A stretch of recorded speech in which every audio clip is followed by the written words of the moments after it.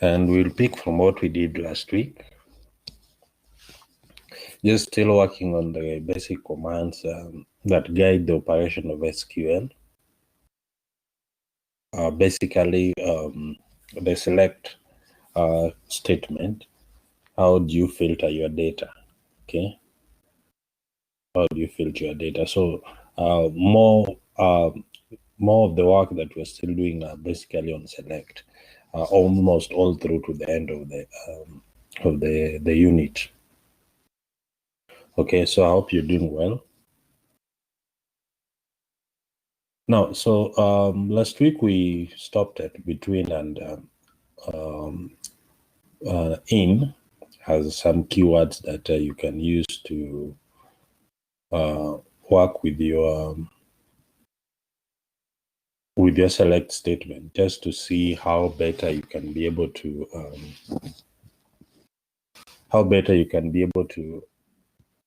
filter your data. Okay, how better you can be able to filter your data. Now, so another keyword is order by, basically trying to put data in the right format, okay, or in the right sequence. Okay, so we have the order statements. So basically to change the display, you're aware that even in other programming languages, we have statements, or we have symbols that we can use to help us modify how our display look like. Okay, so the same thing happens in SQL. So the order clause is used together with the select statement, just to ensure that the data that we are showing the user can be placed in an organized way. Now, practically, these are commands that you as the programmer, you'll be doing in advance, so that if the user is doing selection, the user will not be able to know that the content I'm doing here has been ordered by a clause, or is ordered clause has been used here. No, these are commands that you'll do at your own. You'll do them at your own point of programming, either at the interface level, or you do them at the back end on the database server. Though that is discouraged, because such kind of programming style really overwhelms the database server. So most of this control, or most of these filtering mechanisms, we do them on the interface programming, or the interface part. Okay, so this is how order by is actually used. This is how order by is actually used. Okay, so you order with a specific field or a specific column in your table. So you can either do order by the column name, then you add because in doing order, we only have two options: either to order from smallest to largest, or order from largest to smallest. That's the arrangement that we have: descending or ascending. That is the most we can be able to do when it comes to the order in which data is being displayed. Okay, so we have this table here that is coming from this command here. We're doing the first name and the last name. Okay, you can see how they are coming out. Okay, so if your order by does not have ascending or descending, then default it would be taken. Okay, ascending.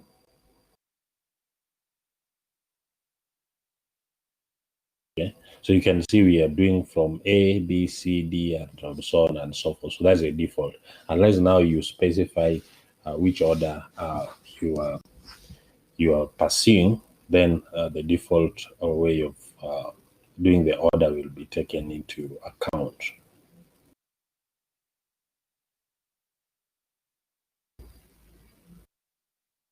So this is how you join it with the select statement. That's how you join with it. You join it with the select statement.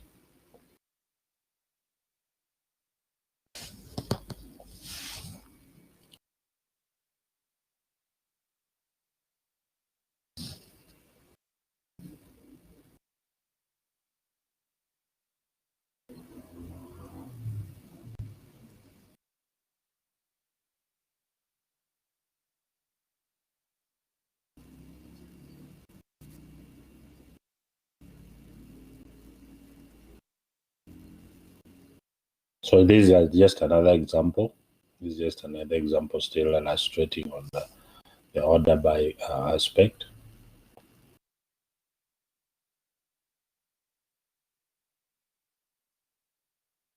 So you can see it's picking by default, smallest to the largest. That is if you don't specify anything, it will always pick that by default.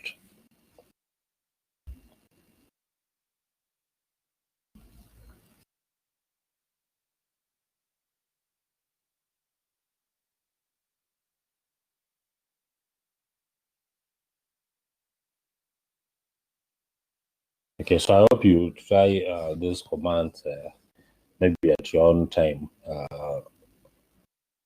so that you feel the practical approach. Programming is all about the hands-on. Can you be able to try one or two pieces of commands? You get an error, then you know exactly where the issue might be, which is very, very important.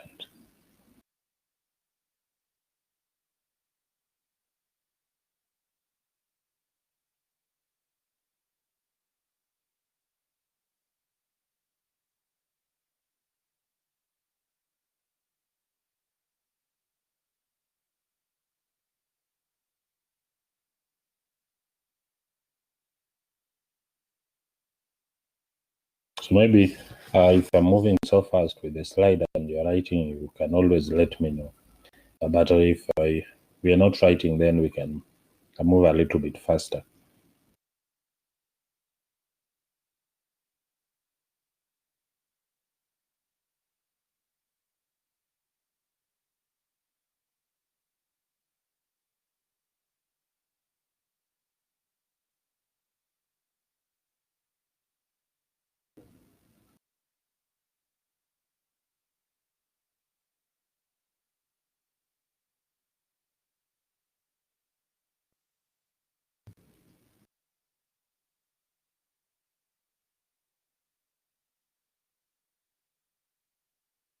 So that's the expected outcome from that. That's just the same thing we have done with the previous one.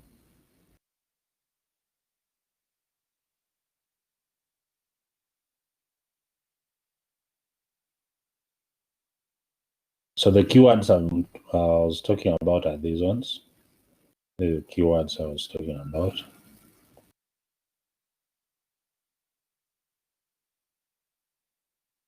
So you can add those keywords to determine or to shape how the display is going to be done. Okay. So if you say descending, then that's how you do it. Meaning you want to, if it is terms of letters, then you want to begin from Z coming down. If it is numbers, then you want to begin from largest coming down to the smallest. Okay. So it's just a keyword that you add, and you add in the short form. You can add it in the short form there.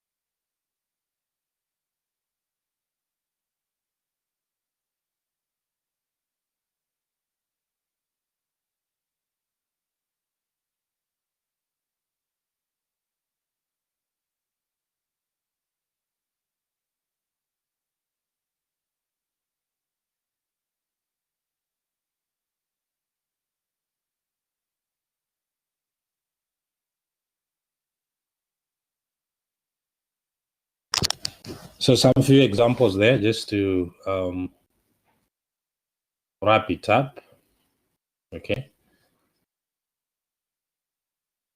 So order by, we'll use it quite often in different scenarios. We'll apply it quite often. Another command that is moves with a select statement is the limit command. Okay, so limit command, I'll stroke it with a command we call top. Okay, I can stroke it with a command we call top. So top will always give, you can specify the rows here. You can say top 3 or top 2. So when you're doing the selection, the command will always return the topmost rows. If there are 2, you've specified. If there are 3, you've specified. If there are 10, you've specified.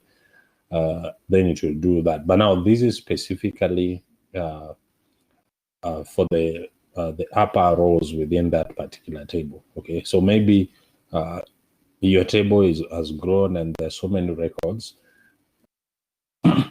but you just need a few records, just maybe for explanation or for transaction purposes. Then you can always pick the fewest, not the fewest, but then the smallest number of rows, just to for the purpose you want to do. But now the limit command can also do the same, and of course more than the top command.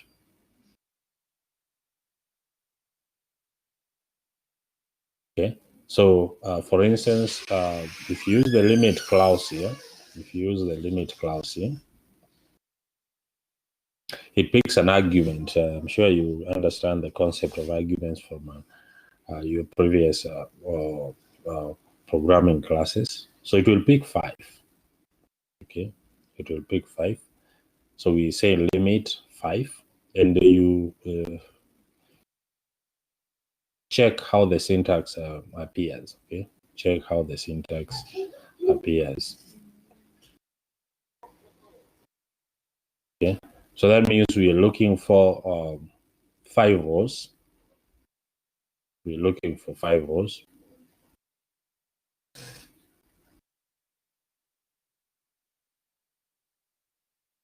Okay, so this will go for default. By default, it will go for whatever the top, whatever the top clause could also go for, the first 5 rows in that particular table relation. Okay, so it will display the first one. Okay, now limit can also do can also be used in a different format. Can also be used in a different format, apart from selecting the few rows that are there. You can also join it with other commands to be able to achieve more advanced results, and that is where the power of SQL queries lie. How well can you interconnect them together to achieve more advanced SQL commands? That's where the power of SQL commands lie. That's where it will be able to help you in reorganizing your data and maybe optimizing your applications for speed and efficiency. Okay, so that you don't waste a lot of time, or you don't subject your database server into unnecessary processing. Okay, so if it is combined with maybe the order by clause, then you also limit the number of output that you want.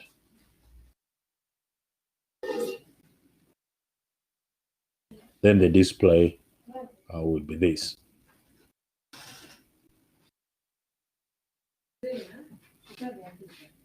Okay, so it will pick the edges in descending order. That means the highest edge first. The highest edge first, then followed in that particular order, because of you've said descending, you've specified descending to be the key there.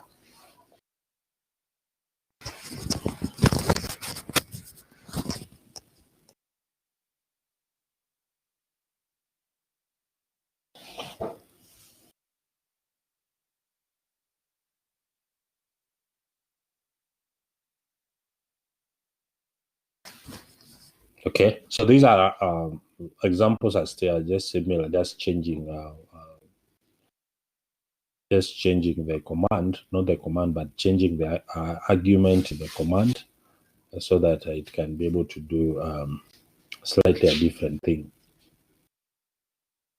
Another interesting use of the limit is on extraction of part of the data.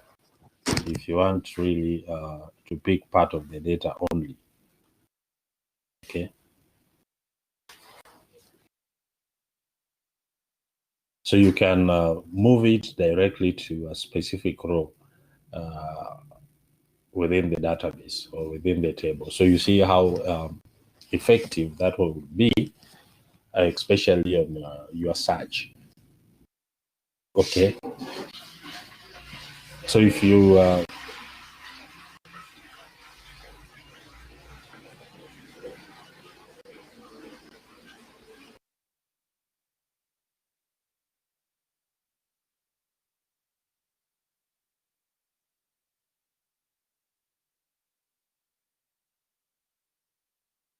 so you'll force it to go to row 6, and from there pick 3 of the next rows. Pick 3 of the next rows. So meaning, in other words, row 7 and row 8. Okay, pick 3 from that particular selection and display the outcome. Okay. So the limit command is very, very helpful in the extraction of data. You can imagine if you mix the limit command with the like clause. Remember the like clause? How effective your information retrieval or your search can be. Okay, if you mix those commands together.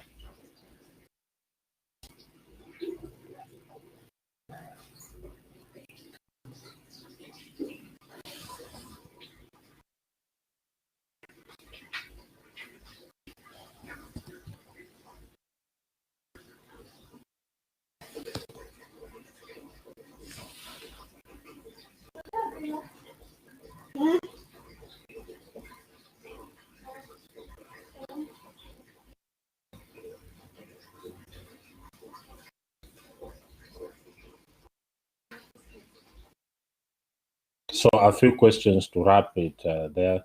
I can always post these ones, then you can always try to look at them on your own while you're programming. Programming through the MySQL console will not be effective for me, especially trying to display what I'm doing. So you can do it at your own time. Take the commands and build the databases. Try to query them. You can go ahead and build a form. Try to interlink it with your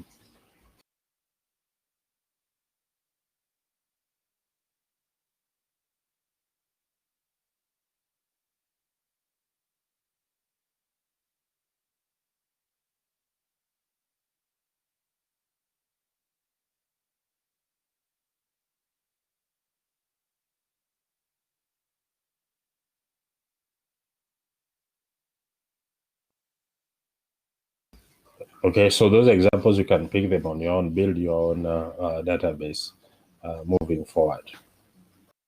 So that's limit command and how much it can be able to achieve. How much it can be able to achieve.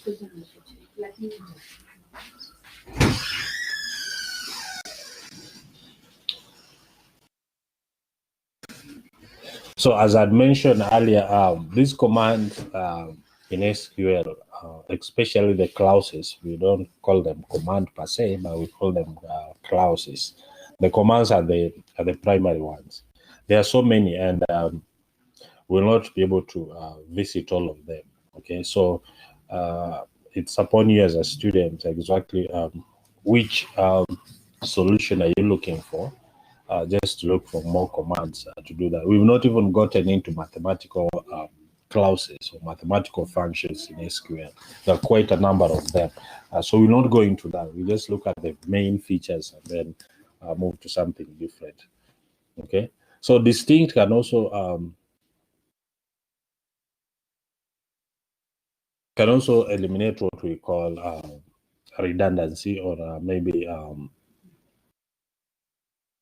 data that is appearing several times. Now, of course, when you design your database perfectly and you implement the key constraints, that is the foreign key and the primary key, and check constraints, then the expectation is that that data should be clean. That data should not be able to, should not allow issues of double reoccurrence or double occurrence of some data set. Okay, so therefore the distinct keyword is not really very important if your database is perfectly designed. Because there has to be that key that only identifies a single row. Okay, so instead of using distinct, you can as well use a where condition to specify really what you're looking for.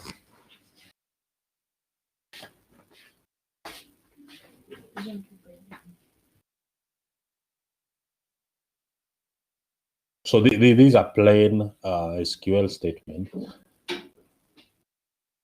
that is picking title from employee data, and it will pick everything. So maybe how what can distinct keyword do if you add it to that particular statement? Okay.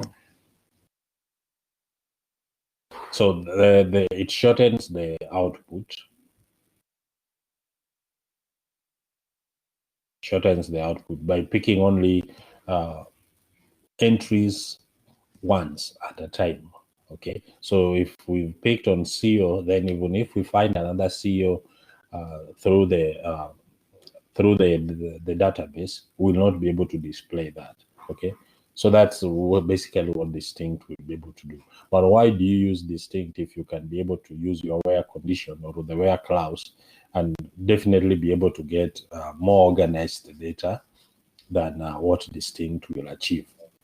So you just need to balance around and see which one works better for your database design.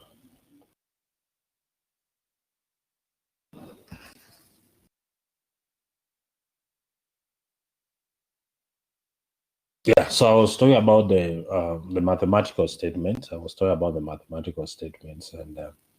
these are the ones that SQL can be able to support, apart from the ordinary ones that you can use with any other programming language. Arithmetic operators, logical, all those ones can be are mandatory. They are primary operators that can work with any other programming language. You can add one column to the other and so on and so forth. Okay, so those ones are not really a big issue. Now, those 5 mathematical operators, and maybe another one that I can add in terms of mathematical operator that you must have done somewhere is concatenation. Okay, concatenation. I'm going to maybe just provide an example later to concatenate. That's now a string. Okay, remember the meaning of a data type when you are defining a variable. For instance, you're doing C and you're doing int K. Okay, int K. Part of the things that you are associating K with is its possibility to support a number of mathematical operations. Okay, so we know very well if it's a string, then you cannot add strings together the way we add 1 plus 2. Okay, but now in programming languages, the ordinary or the traditional ones, you can use the word concatenate to join strings together. Now, the same thing appears, or the same thing applies to SQL. You can use that keyword there, or that clause, to join different entries of different columns together before they can be displayed. You can concatenate them together before they can be displayed. So I'll add that as part of the mathematical statements, or the mathematical operations that are allowed in SQL structure. Yes, so we have looking for minimum value, maximum value, doing summation, average, and counting. The most important one is maybe counting, okay? Just to find out maybe how many records are in a database with specific character or specific feature. So you might want to know how many students scored an A in a particular examination process, okay? Or how many students have paid fee that exceed this value X, okay? You might want to count those particular students. So while developing your application or developing your program, then you implement such features to ensure that the user, okay, has a little bit his work cut out for him, okay? So that's when now your system will be able to make work easy and outshine others in the market. Otherwise, if your system is just solving the ordinary solutions or the ordinary problems that even Excel can be able to solve, then sometimes you find yourself in a very tricky situation to be able to convince a customer on whether to buy your system or not. Okay, just rushing through the syntax. That's how you do the mean or the minimum value. Okay.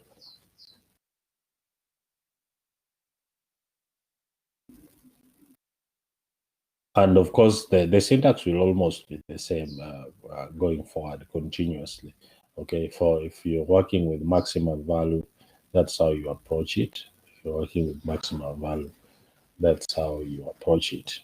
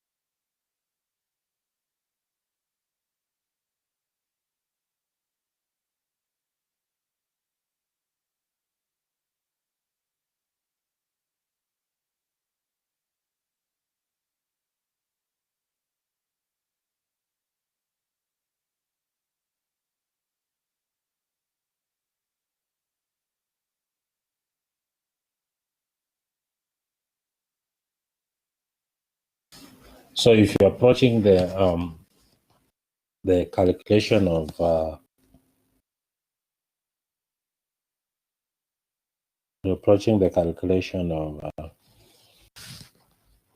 totals, you're looking for the sum. That's the syntax. This is the column you are subjecting for totaling up. Okay, so you can be able to find out. These are all functions that can run in Excel, and I'm sure if you know how to run some of all these functions in Excel, the only difference is that you put a select here. Otherwise, in Excel, you put the equal sign there. Then you just do your content. So it's almost the same thing. Once you only add commands that can be able to allow it to interact with the database.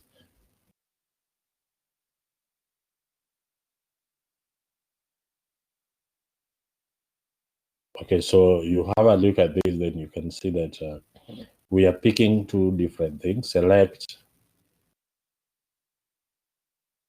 Okay, so select sum, the sum of the column called salary, and you put it together with the sum of the column called PEX, and then you display that. Now, there's a very key word or a very interesting word. We normally call it as. Okay, so in such a scenario here, you can as well say select sum salary bracket plus sum PEX, then you say as. Okay, we're going to see maybe a few of those commands using the words, especially when I briefly introduce joins, okay, picking from different tables, okay, as, then you can give it a name. So this one, maybe we can call it as total, okay, you can call it as total.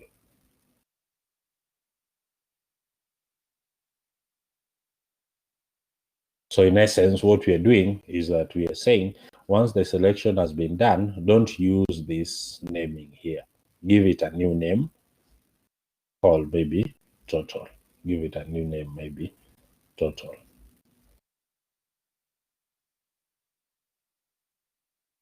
So that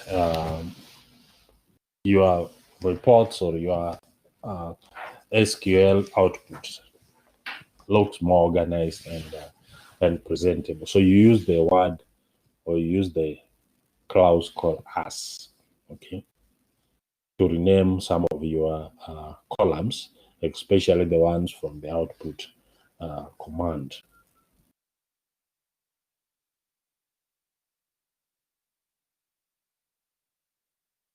So the average will pick the same syntax as the sum. The average will pick the same syntax as the sum.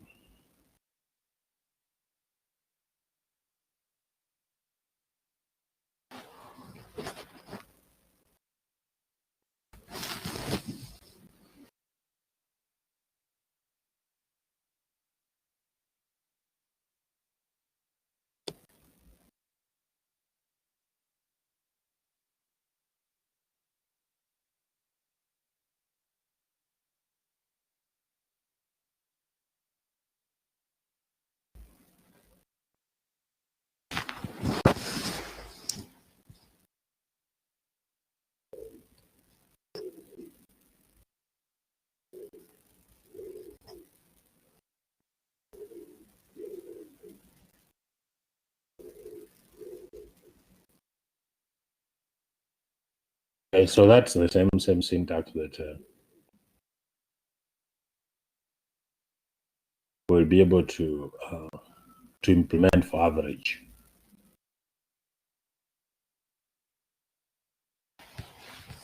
And note the keywords that are being used. Average. How do we express that? Okay, very important.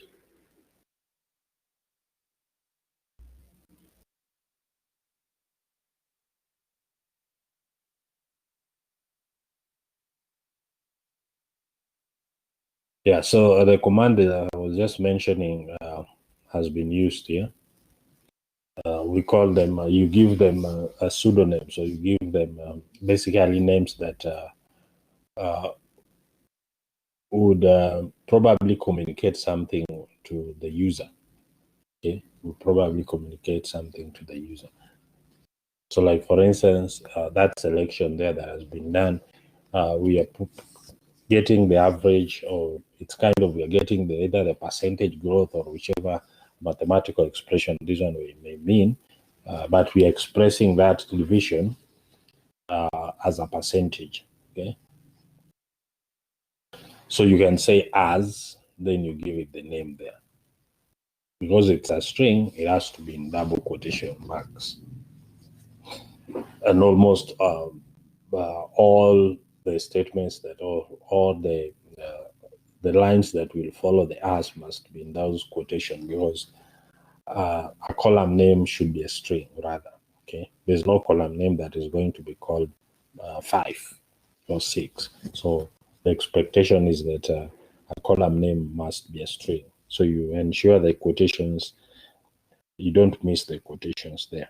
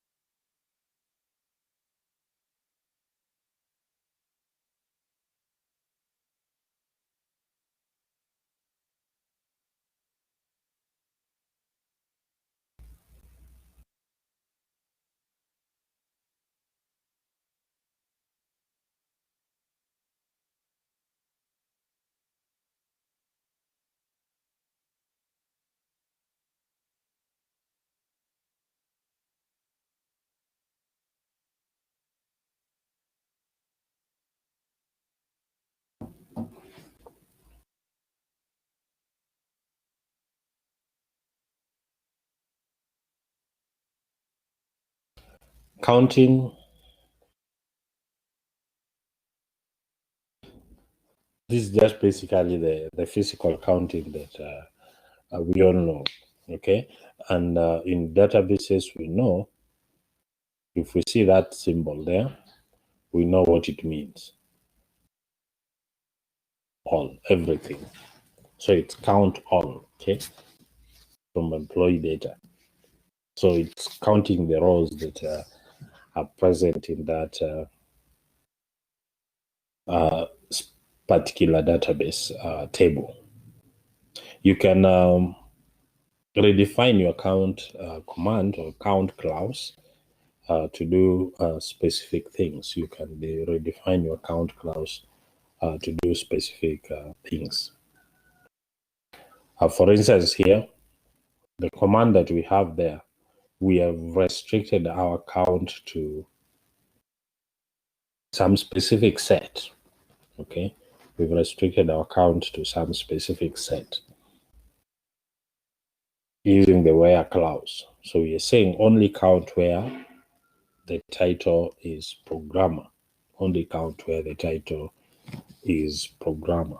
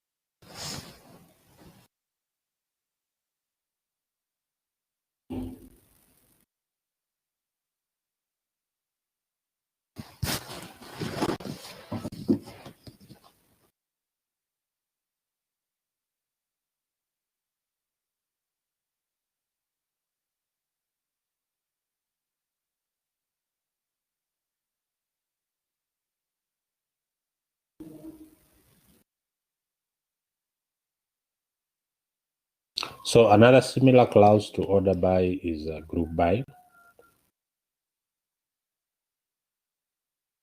So it's basically trying to do some unique groupings of data, okay, in a certain way or in a certain format, okay. So you group data in a certain format. So for instance, you can group by title.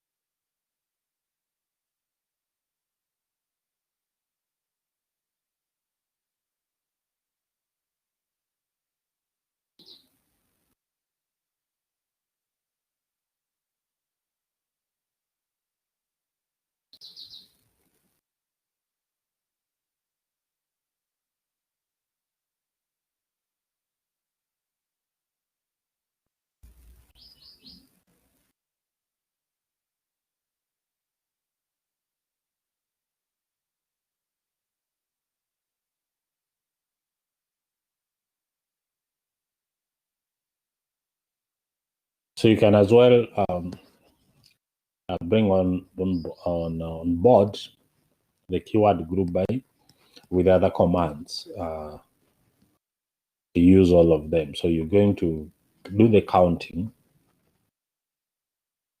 of the people with that specific title, and then you group them by the title. So we are saying to go check how many people have the title CEO. Okay, group them together and count. Group them together and count. Then display that output, of course, here. So you can as well do the as statement here. So you can have title, then maybe instead of count all, you can have something like maybe the number, so that we say, or the total, whichever. So CEOs are 2 or 1 or 3, customer service managers are 4, and so on and so forth. So you select group by title, then you count.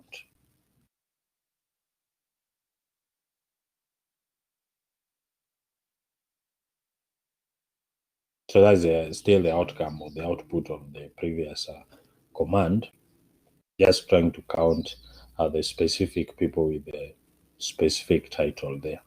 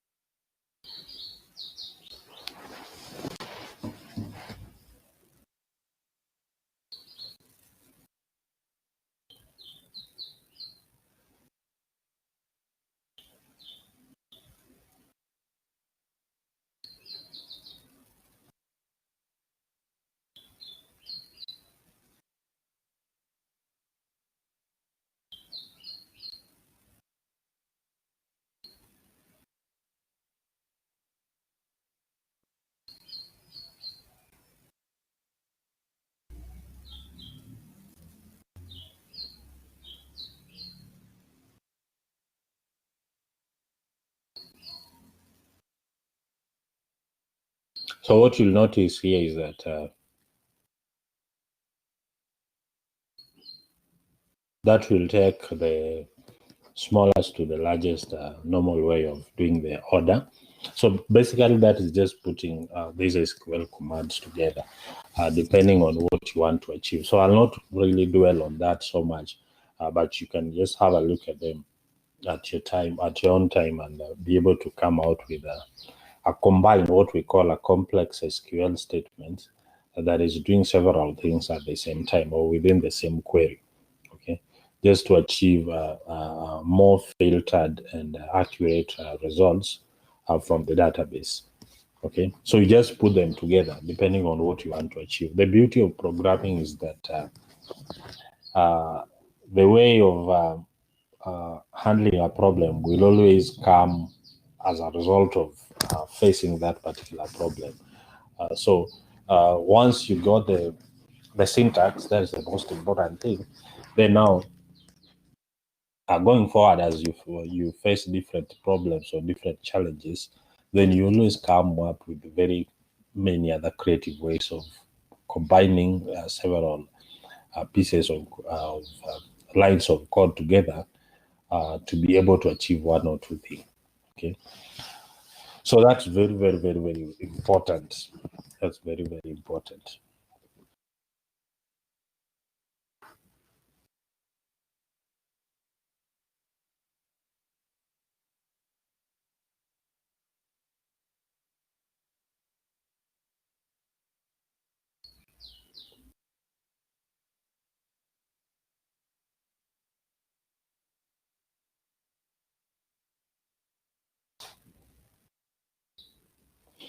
Okay, so now maybe at the same note, I'll share with you a few names of, I don't know whether they're your colleagues or they're students from town, who did a structured programming unit really without their registration number. So giving me a lot of trouble. So I'll share with you the names. If you know them, you can let them share their registration numbers with me. And most of you changed your names. You brought in surnames, and now the whole concept is becomes a little bit difficult. So I'll share with you some names, then you can check through. If you know them, you can let them know that I need their registration numbers.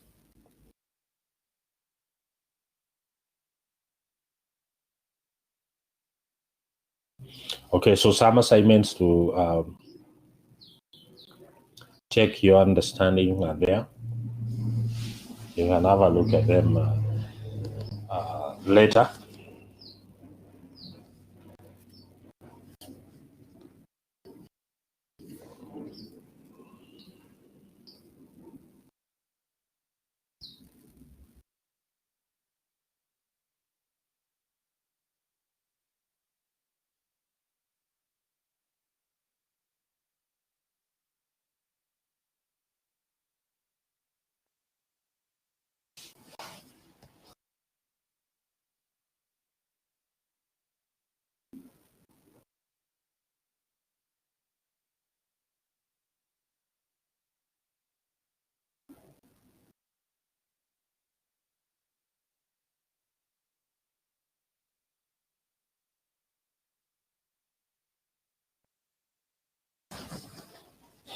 Check keenly how the having clause is used.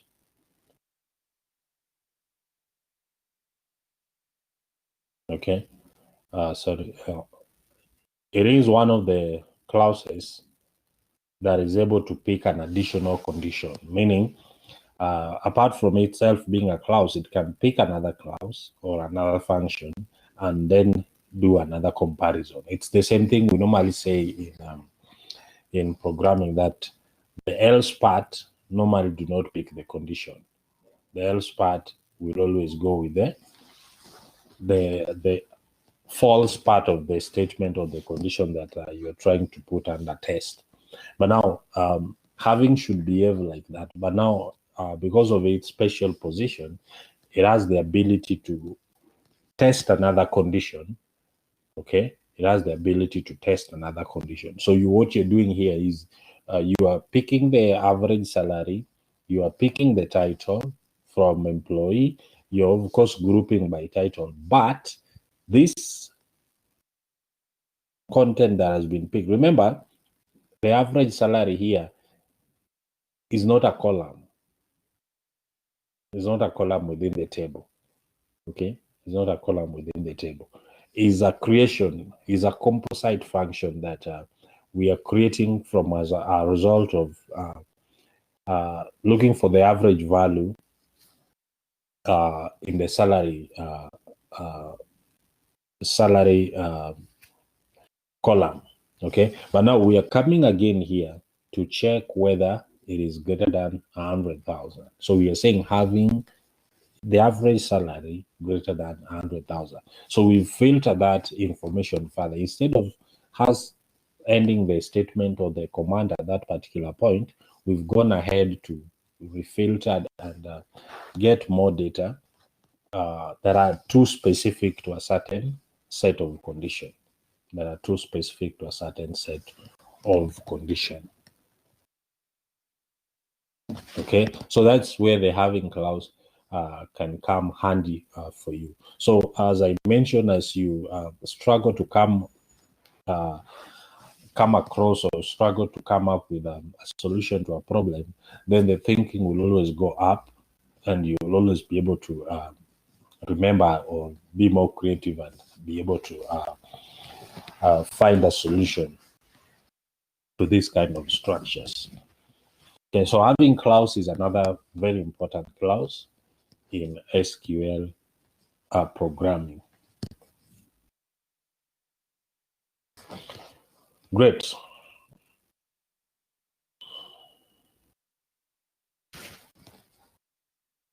So those assignments, you can always check on them.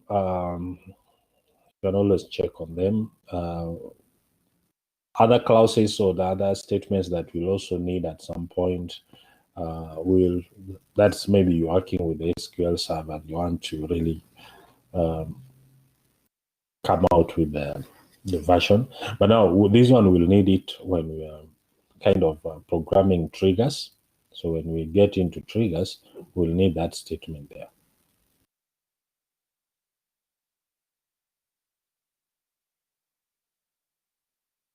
Okay, when we'll be programming triggers, that should be probably our last topic, combined together with the transactions. Yes.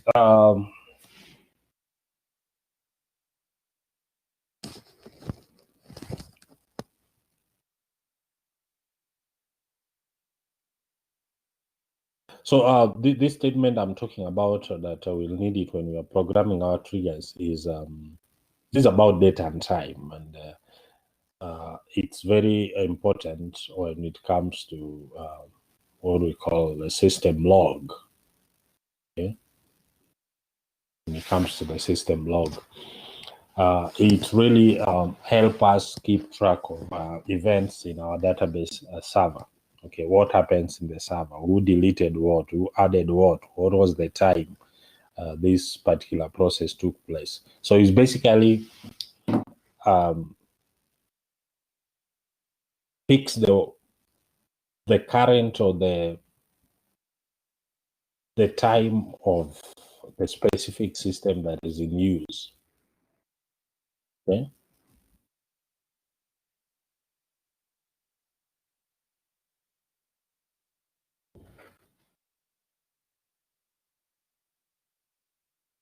So that type of statement is used almost across the board. You go to PHP, you find it there. You go to, I think it's also in Java, instantiations of objects, you'll find it there. Okay, so it's something that is used across the platform to program your databases, to program your forms, so that it will always pick the date of the system. When in our introduction to SQL, we say that there are some columns that you don't need to ask the user. For integrity purposes and of course for security purposes, you don't need to ask the user to compute the date and time and enter. Okay, let the system pick that automatically from the existing system type, so that it adds to the security of the system, so that nobody will be able to interfere or change that particular date and time.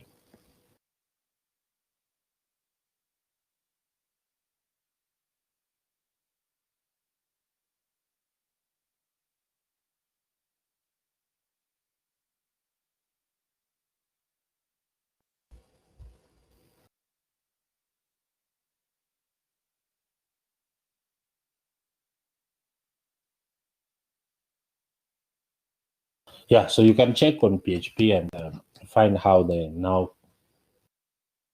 function is used there.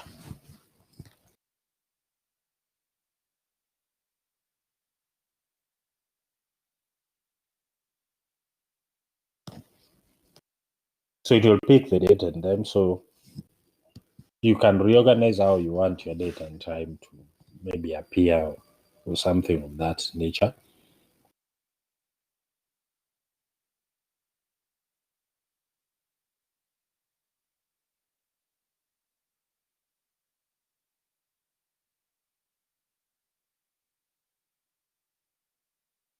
Using these other different commands, specify what you want the SQL server to return as a result of that query that you've entered. Okay.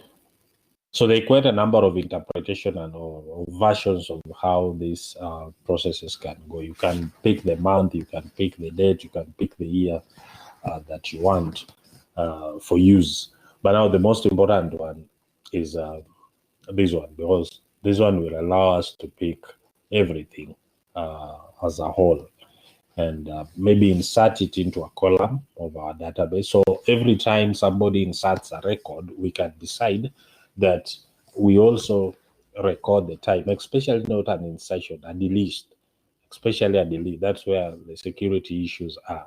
So anytime somebody deletes a record, okay, then we insert it into another table as a backup, and then we insert the time that that particular transaction happens. Or we just pick the user ID, whoever has deleted that data or that record, enter into a backup database with the time that that particular deletion or that particular process took place. And we're good to go with our system log. That is enough for us to do what we call a rollback, or to trace issues of system security within the database system. Okay, so you can have a look at all those other smaller commands.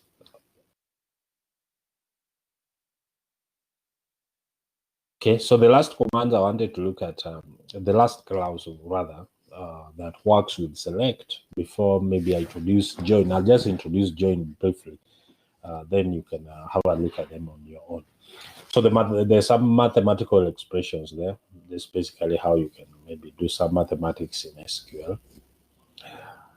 I talked about concatenation, concat.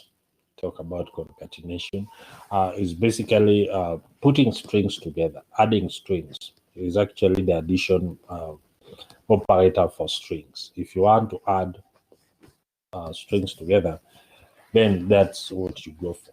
So you can say select concat,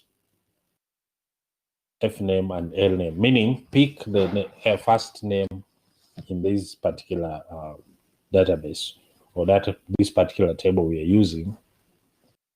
Also pick the last name column with specific to title as a programmer, then join them together. Okay. Now this item here, whatever you're seeing here, I don't know if I've drawn it carefully, but whatever you're seeing there is a space. Okay. So that we are saying, as you join these two, let a space be here. That's how you put your space in an SQL command. I'm sure you know in C we do that.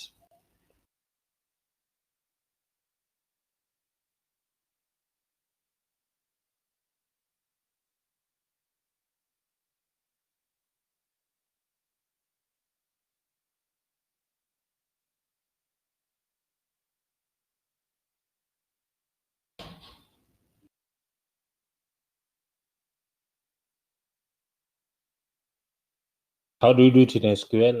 Not SQL. How do you do it in HTML? How do you put a space in HTML?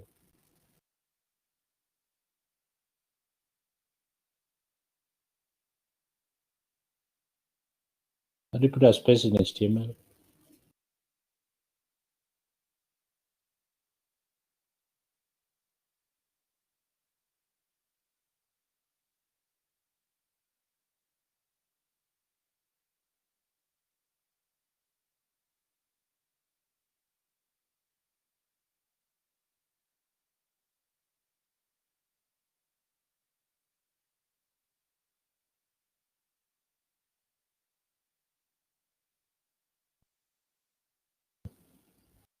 Then I saying not sure. Why are you not sure? And probably you're almost finishing your HTML, CSS syllabus. We almost coming to the end of the semester by the way. The semester should be ending maybe end of next month, probably. End of.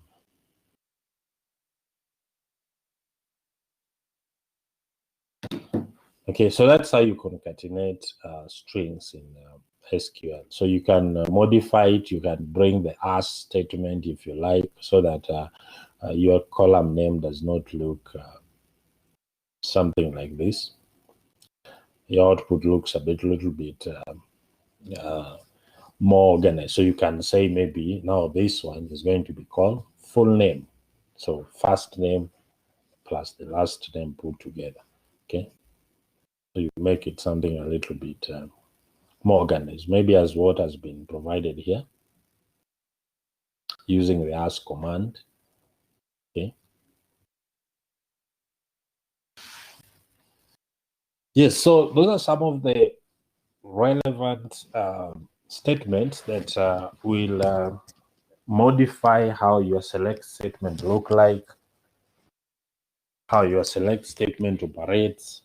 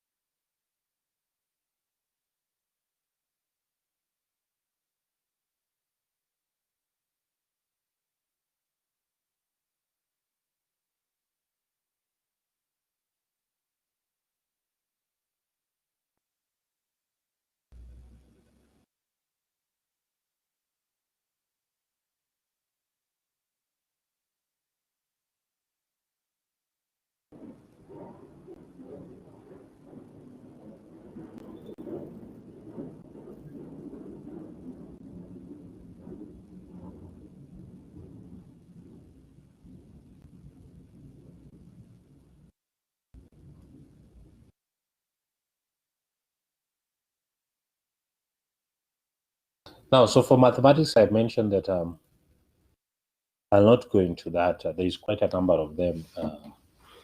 You can um,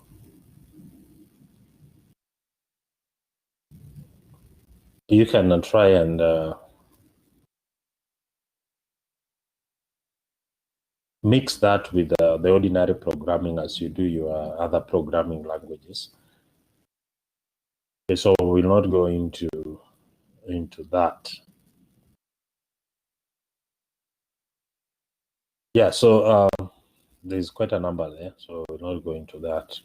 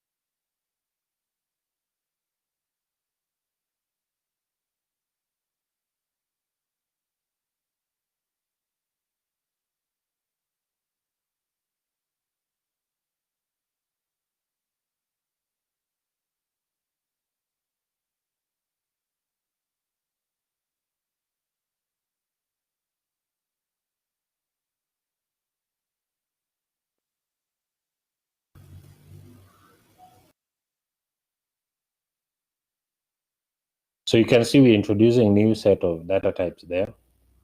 So as I mentioned, as you move forward, you'll always find it interesting to research more and come up with new ways of doing things.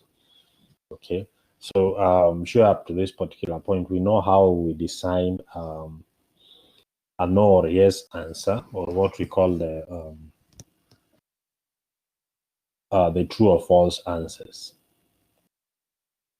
Okay, so that's the same thing here. If you want to get that kind of response, that you use the enumerated data type, what we call the enum.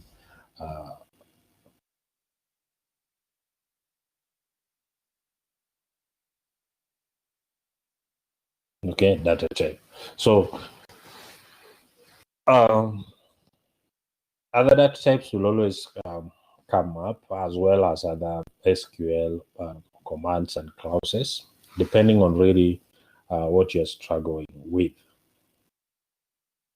So maybe you can try that statement there and see really what comes out. Try to enter some wrong data and see if it will reject.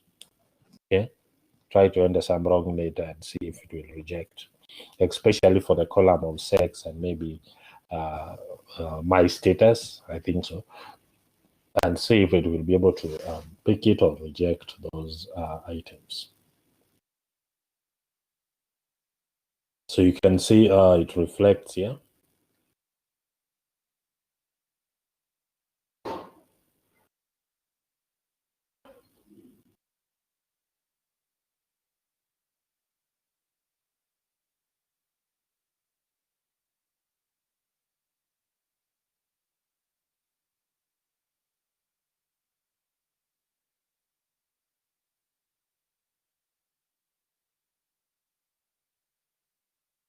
Okay, so those are just other data types that will always come on. I'm not going to that.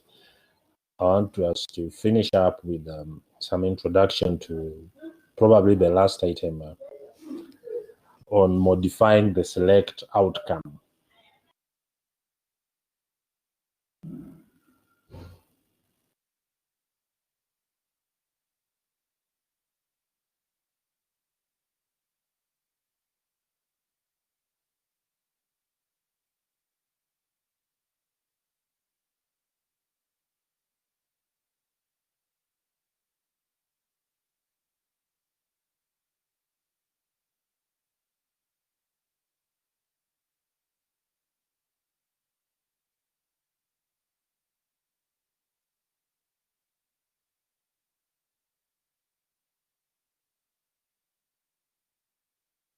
Yeah, now, so this is the last item I wanted just to talk about. Now, so looking at the SQL statements that I've placed there with the select, you can do all that we've been doing, but you probably want to do it from different tables, but the same content should be displayed to the user. Okay, so you can always select from different tables and the same content displayed as a result of a simple query. Okay, so you can do multiple tables. Now, so look at the statement, the select statement number 2. Let me call it number 2. Okay, so we are selecting from 2 different tables, and what I wanted to introduce is the dot here.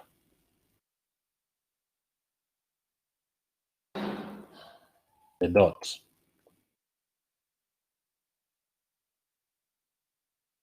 The dot operator. Okay?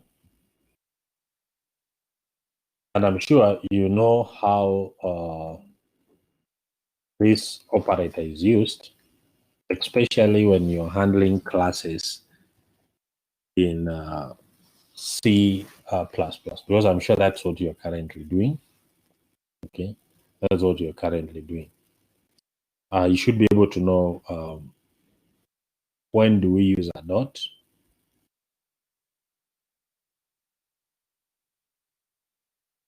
and for what purpose.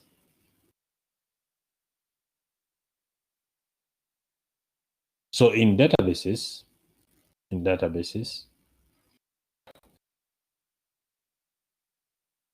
we use a dot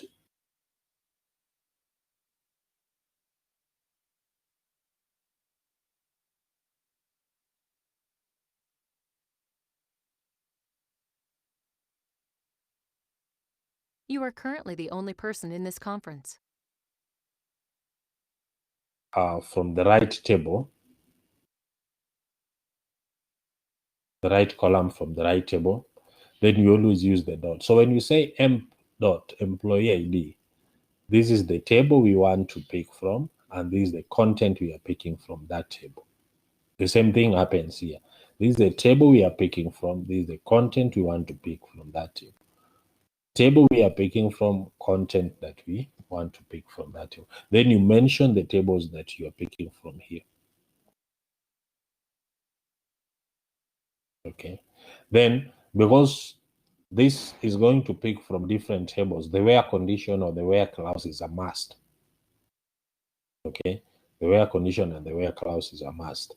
Now, if you look at what is happening in this selection process, we are selecting from 2 related tables. Okay, in other words, we are selecting from a table, maybe I'll call it table department and table students. Those 2 tables must be related because a student must belong to a department. Okay. And therefore, it means there is a foreign and a primary key relationship. So if you check here, the table employee, is it employee or employed, whichever, the table emp and the table orders share a specific ID here. So employee ID is a primary key in the table emp and is a foreign key in the table orders. So you can be able to associate those 2 columns. So we want to select the employee ID with a specific order ID from orders table and the date when that order was made.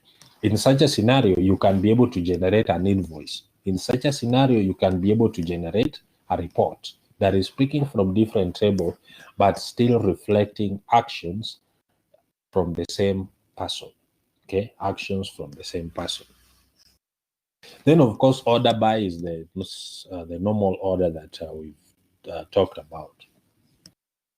Now, this statement that is expressed in select number 2 can also be expressed in a similar way to this, where we introduce what we call the joins. We introduce what we call the joins. inner join. Okay, so you are selecting from two different tables, but these tables are related at some point, meaning one is the parent and the other is the child. They share the foreign key, primary key relationship. So this one can be interpreted in a similar manner like this. Now, the difference here is that we've introduced the join. Okay, so we are joining the emp table and the orders table. And we've introduced something else, which is very important, especially going forward with the join operations. We call it alias. Okay, probably loosely translated to mean maybe another name for. Okay, so we introduce that for these tables. Okay, so we're saying the emp table going forward we'll call it E. The join table are not the join table. The orders table going forward we'll call it O. Okay, so that is why you see we are now using E, O at these particular points, because we've given them some new names that can be used in place of. Okay, but now the operation is almost exactly the same as what we were doing the same here. So that's how you operate with the join. So the first join is what we call the inner join, meaning you're joining tables with the same, not with the same, but that are related in one way or the other. They share the foreign key, primary key relationship. Okay, so that's the first concept. Selecting or retrieving data from different tables. How do you go about it? You must use the dot operator to specify the columns and the specific tables they are going to come from. That's a very important aspect in SQL programming.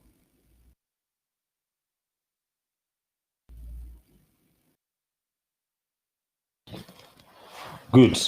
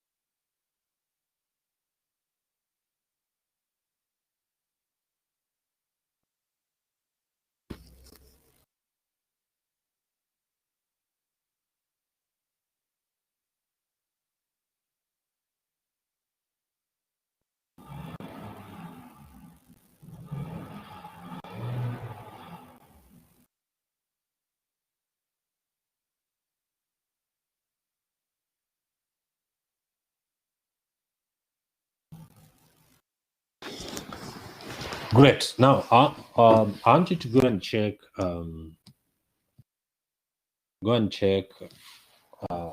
The other types of joins that we can use with the select statement, and then we'll discuss them when we meet next week. So check on them. Then I'll give presentation right to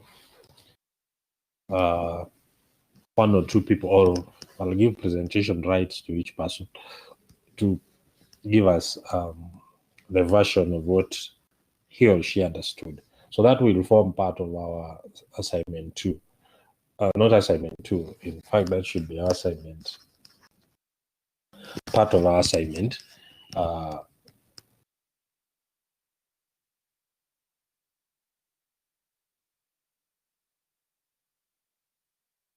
Okay, so that will form part of our assignment. So kindly go and check other types of joins, and then you'll present on the same. Okay, you present on the same. So kindly ensure you don't miss the next class, because that's where we'll pick our assignment marks. Okay.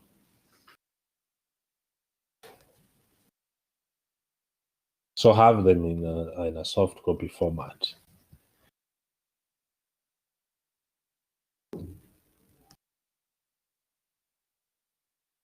Yes. Any question? Any question?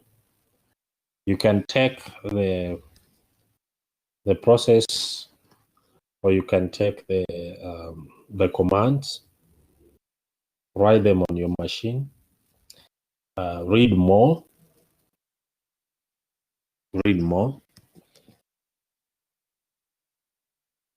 and as well as I would encourage you to start building your fourth year projects. Okay, just learn some of these things on your own. There's a lot of content on different programming languages, on different design approaches. Okay. Yes. So, question.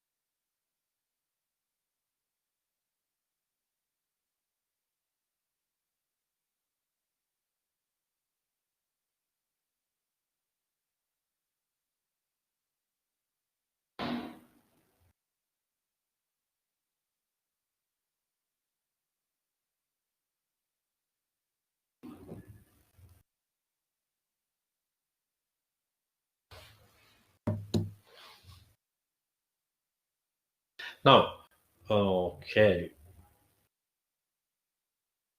I thought I demonstrated this process. Okay. Let me see if I'll be able to bring it up again. I had mentioned that.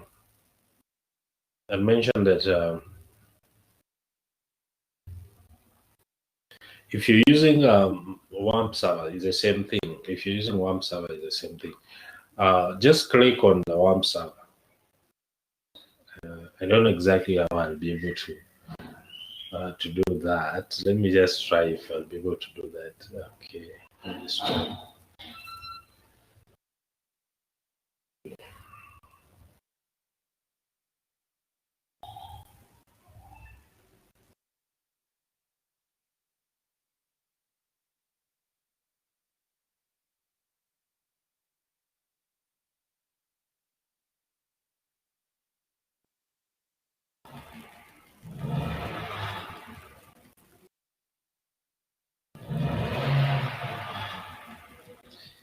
Yes, Denver. I've said you look at, apart from inner join, what other types of joins do we have in SQL?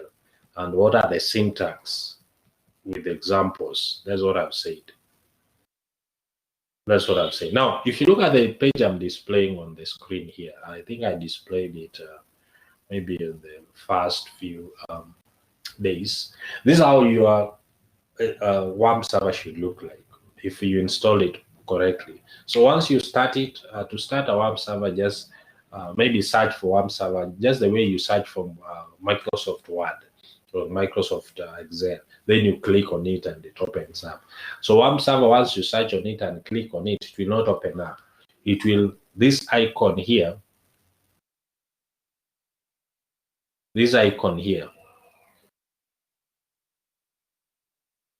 okay, that icon there will come out. Let me just try and I'll see if I'll be able to do that. Okay, so this icon will come out once you click it. Search for it in maybe programs menu or whichever direction. This will come up. Okay.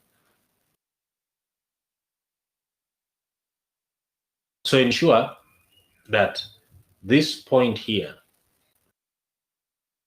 is reading put offline, meaning it is online. If it is reading the way mine is reading put online, it is not online.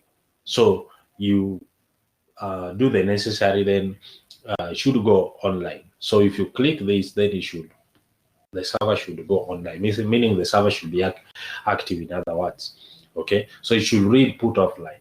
Okay, but because of this, most of this content is open, so some of them really will not work the way you want them to work.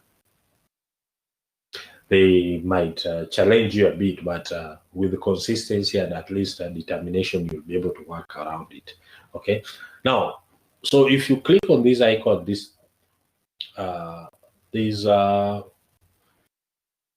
menu will appear. Okay, this menu will appear. If you want to program through the command, the black screen, you'll click MySQL, then come down to MySQL console. It will open that command line. Asking for password, don't enter password, just press the enter key, and it will be able to move to the next. It will be able to move to the next line. Then from there, you can be able to do your configurations. That is if you want to use the My Console. If you don't want to use the My Console, okay, last week, I think towards the end of the class, I had shown you how these other processes should come around. I showed you PHP My Admin. Okay, I showed you PHP My Admin. If you click PHP My Admin, it will open in a web browser. It will open in a web browser. So it will show something like this. Let me just start my WAMP server and see if I'll be able to show you this, so that we do it once and the last time, so that we don't repeat it.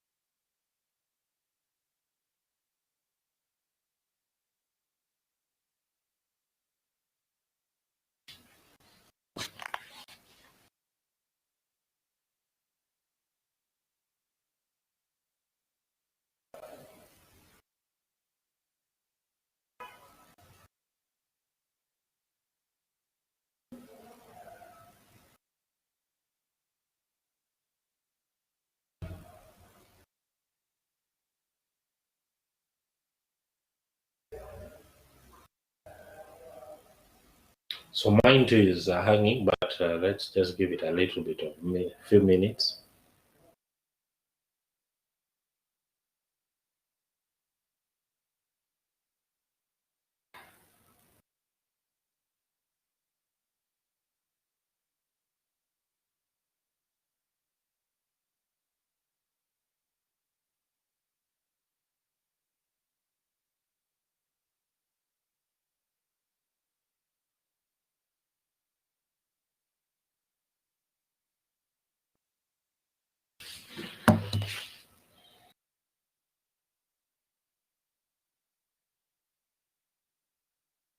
Now, okay, so it's loaded.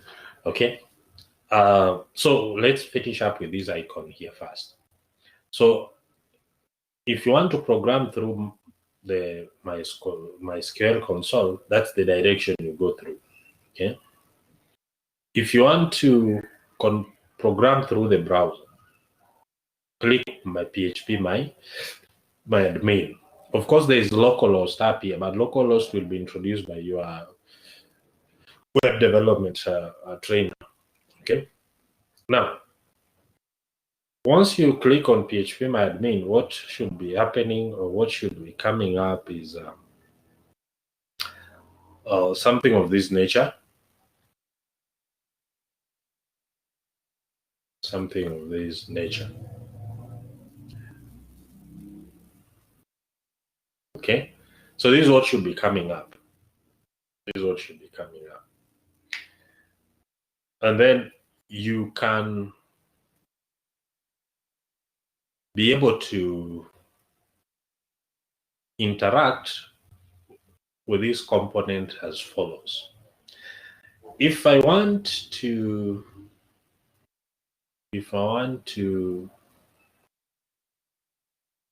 so these are the databases that we have. These are the databases that we have.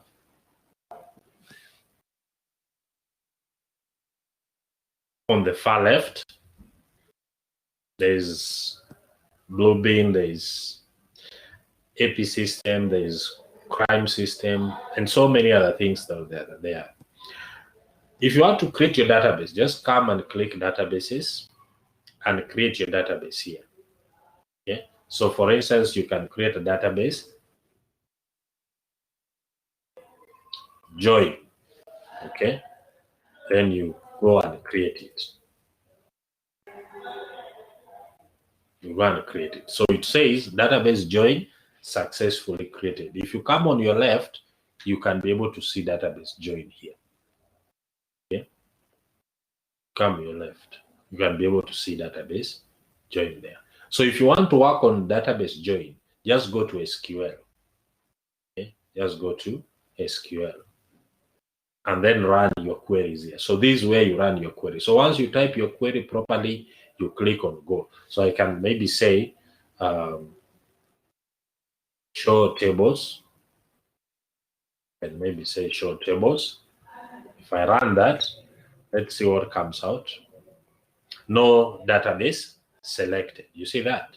See that error? No database selected.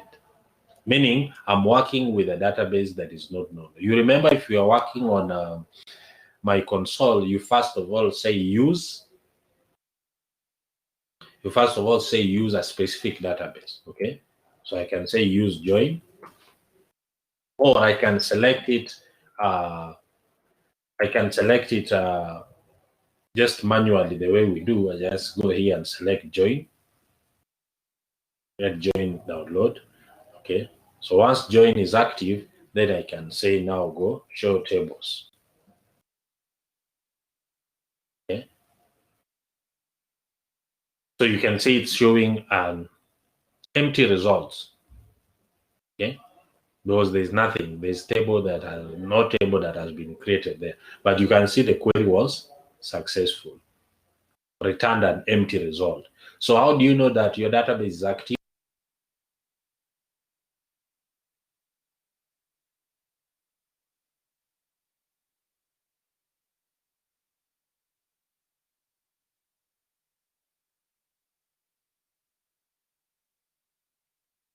Okay, so that is where you will now program your SQL commands, that place.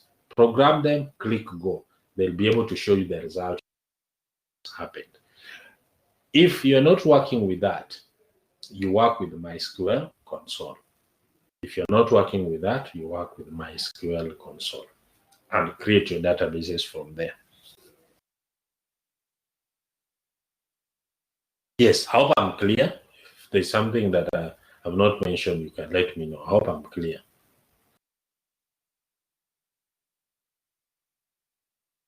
Yes, I hope I'm clear. So you can do the browser way or you can do the command line way, whichever gives you an easy process.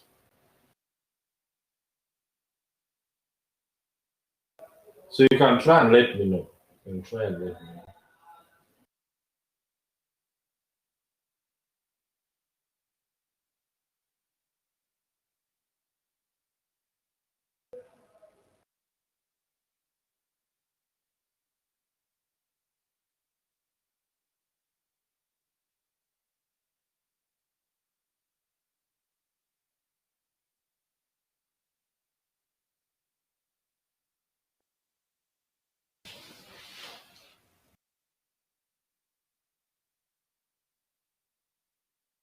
Yeah, so if no more questions, then let's meet next week.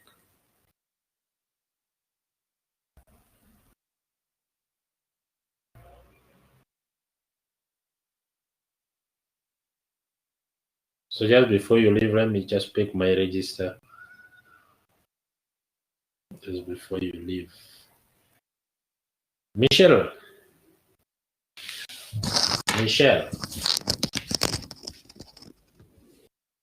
Michelle Njuguna, are you there?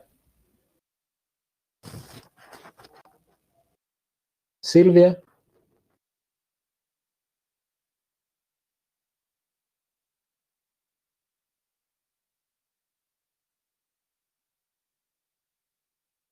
Muinde, that those are people that have not talked.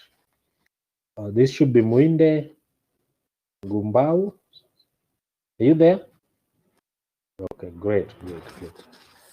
Fine, let's see you next week, guys. Oh, have a lovely week ahead.